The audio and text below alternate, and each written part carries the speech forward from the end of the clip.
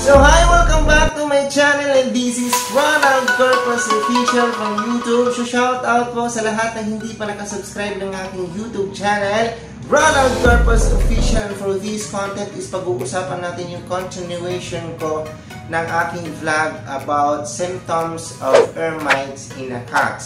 So ano-ano po ba ang pwedeng gawin? So ano po yung pwedeng home remedy na kapag nakitaan nyo po ng sintomas ng ear mites ang inyong pusa? Pag-uusapan natin yan pagkatapos po ng aking maikling intro. Ito yun!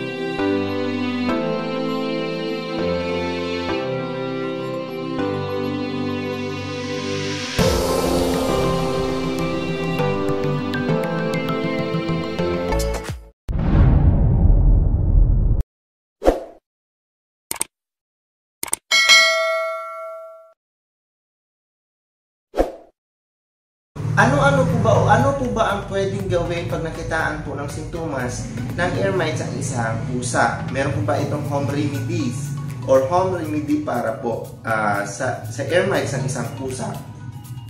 Based on my experience and based on my research, ang pwede lang po natin gawin pag nakitaan po ng sintomas ng ear mites ang isang pusa, wala po tayong ibang gagawin kundi linisin ang kanilang tainga.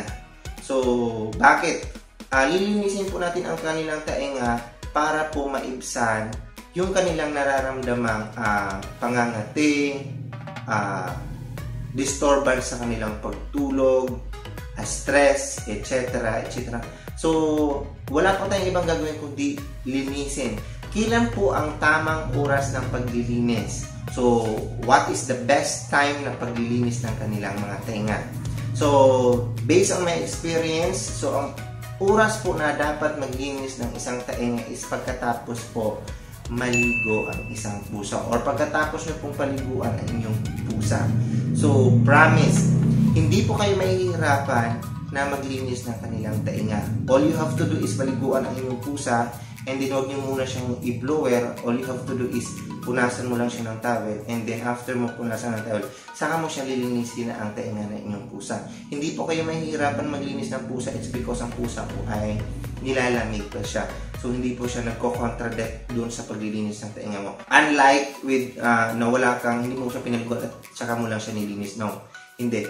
Kasi pag nagpaligo ang isang pusa, medyo wet po yung medyo basa po yung kanilang tainga and easy lang po ang pagtanggal ng mga dumi dun sa katinga. Kung merong mga ear mites yung nakasama, kung sa tingin nyo po ay meron siyang ear mites, so tanggalin nyo na po ang kanilang. So gamit po, pag kayo po ay gumamit ng cotton buds, actually they do not recommend a cotton buds. Why? Kasi nakakasira po doon ng ear drum.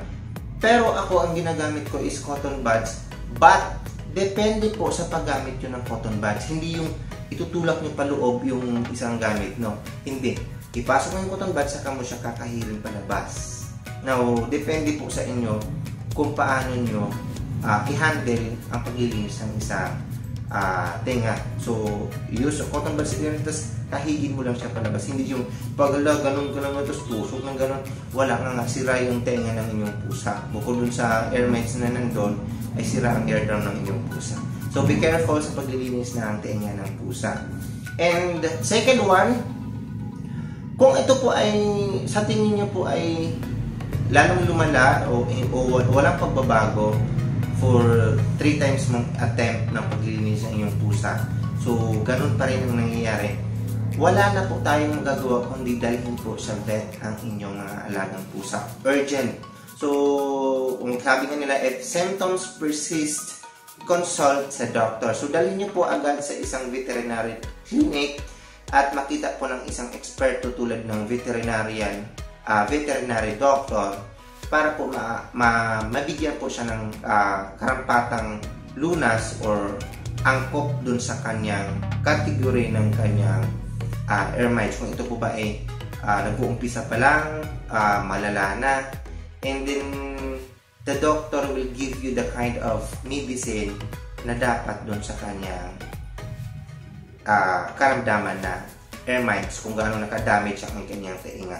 Kasi pag hindi nyo po gagawin yon, kawawa lang po ang isang pusa.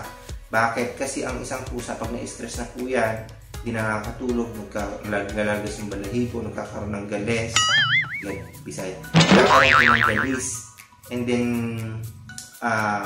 bottom line, pwedeng ikapahamak ng inyong pusa. So, pwede niyang ikamatay pag nagkaroon na ng masyadong malalang infection. And then, kung hindi man siya, papayat po ang inyong pusa. So, yun lang. So, sana meron kayong natutunan for this content kung ano po ang pwedeng gawin ko. Any home remedies once po nakitaan po natin ng sintomas ng air mites ang isang pusa. So, sana nakatulong po itong content na to. And once again, this is Ronald Corpus Official. So kung hindi ka pa nakasubscribe ng aking YouTube channel, so please subscribe to my YouTube channel kung nagustuhan mo yung content na to. So paki-like.